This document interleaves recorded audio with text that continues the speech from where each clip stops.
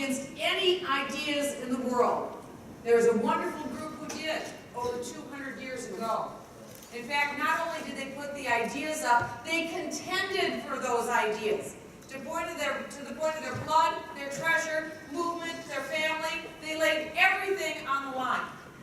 I think I'm in a room right now with fellow patriots who are willing and who have laid it all on the line, and I thank you.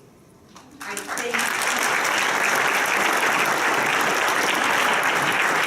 There is a temptation in our movement, and I've seen it, and perhaps you have too, that at a defeat, and we get them, that at a defeat, when things don't go our way, sometimes we can tend to take our marbles and want to go home.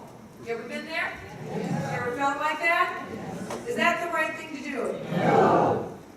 Now remember the State of the Union address. President Obama, when he was speaking of the government takeover of health care, said that we've been working on this for 75 years.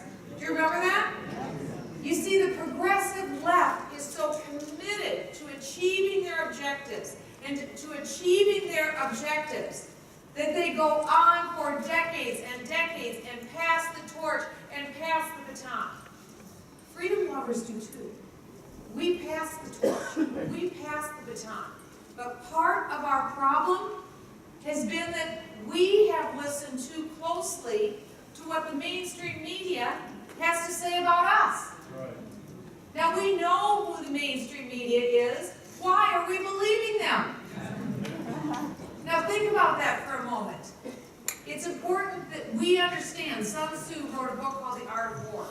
And the first two rules are you need to understand yourself and you need to understand your enemy.